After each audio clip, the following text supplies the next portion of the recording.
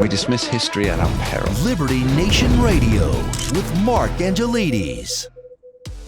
And we're back with Cal Thomas. We were just talking about Iran and the influence that they've had over everything. And you mentioned, Cal, that a lot of the reluctance for the Biden administration to tie Iran into this is because they still want public approval for the Iran nuclear deal. And you said how disastrous that would be for both Israel and possibly for the United States. And you mentioned very briefly there that North Korea as well. Now, latest news is that the Hamas have weapons that are built in North Korea. So either North Korea is providing these weapons directly to Hamas.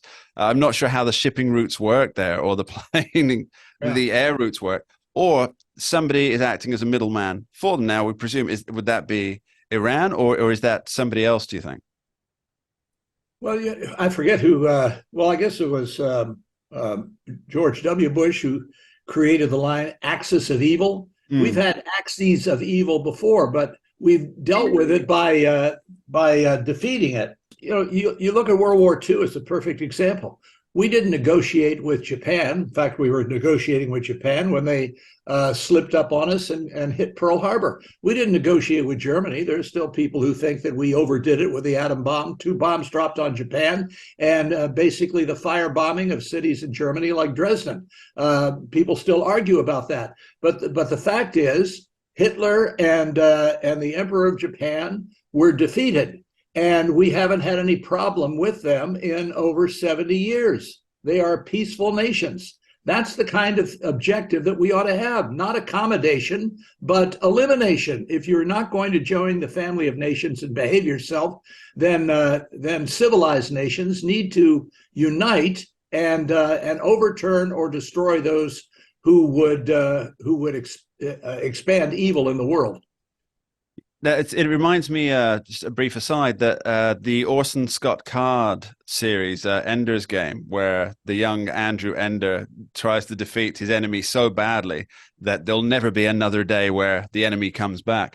And I guess that's the way that the international community is looking to deal with these. Well, half the international community is looking to deal with Hamas. Now, Cal, I hope it's not betraying any confidence here, but you are a personal friend of Prime Minister Benjamin Netanyahu, and I was wondering if you could give us some insight into what his situation is at the moment, or where he's heading with things.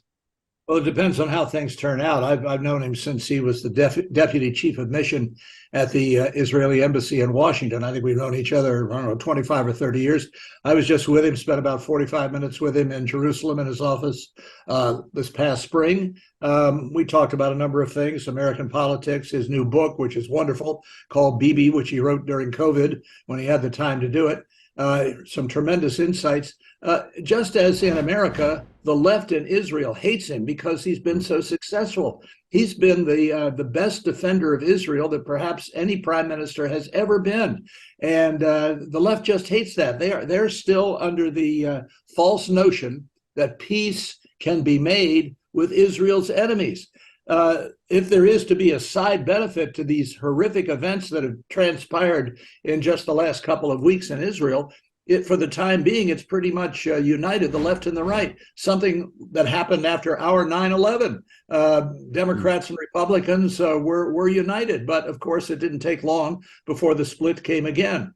So they're out to get him. They haven't been able to get him at the ballot box. So they're trying to get him through the judicial system and by other means. It's really disgusting, especially at a time of great peril for the country. Unity brings strength. Division brings weakness.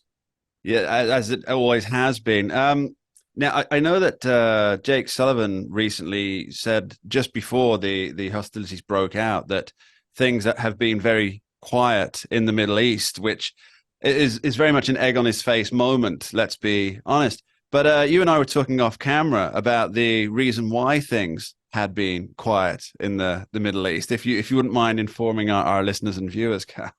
Well, when Jake Sullivan said things have been quiet the past few years, that's due to the Abraham Accords and the triumph of the Trump administration in putting together these Arab and Muslim nations that had never agreed to recognize Israel before to do so now. No other president has been able to do that. And I think, whatever one thinks of Trump, that if he had been reelected, he probably would have been able to bring Saudi Arabia into this for reasons that include the Saudis' rivalry, religious rivalry with Iran, Sunni versus Sunni. Yeah, the other one. I can't get them mixed up sometime. So now that Biden, who appears weak on these things and indecisive, is running the show in Washington, the Saudis are reluctant to join in. So when Jake Sullivan talks about peace, of course, the absence of a war doesn't mean a war isn't being planned. And we've seen that. I mean, this, as you mentioned earlier, this whole Hamas thing didn't just happen overnight. They didn't wake up one morning and say, let's go attack Israel. This was a long time in planning. Those tunnels, the airborne things that they rode over the border with, all of this stuff was very well planned. We're almost out of time, Cal. You could give us your final word on the situation, please. Well, I'm not a prophet or the son of one, Mark, so I don't know how it's going to turn out. But Ronald Reagan's great line, peace through strength, works. It's worked in history, even ancient history. It's worked in recent history. You'll remember when the Ayatollah Khomeini released the American hostages on January 20, 1981. He really thought that Reagan was a cowboy. He really thought that Reagan was going to bomb the world. And they're not totally crazy in Iran. They would like to stick around a little longer, but that's what the kind of leadership you need. It doesn't mean you're going to bomb the world, but it means that you're going to show the world that you're capable of doing it if they go too far, and that will bring peace. Peace through strength. Cal Thomas, thank you ever so much for joining us. Always a pleasure, Mark. Thank you. We dismiss history at our peril. Liberty Nation Radio with Mark Angelides. Don't get caught up in the media madness. Join our movement for free thinking and free speech at libertynation.com. Publishing news and analysis 24/7 with original articles by our team of authors who tell it like it is. Join us each week for online TV shows, The Uprising Podcast, and Liberty Nation Radio. We believe in free thinking and free speech. We are libertynation.com.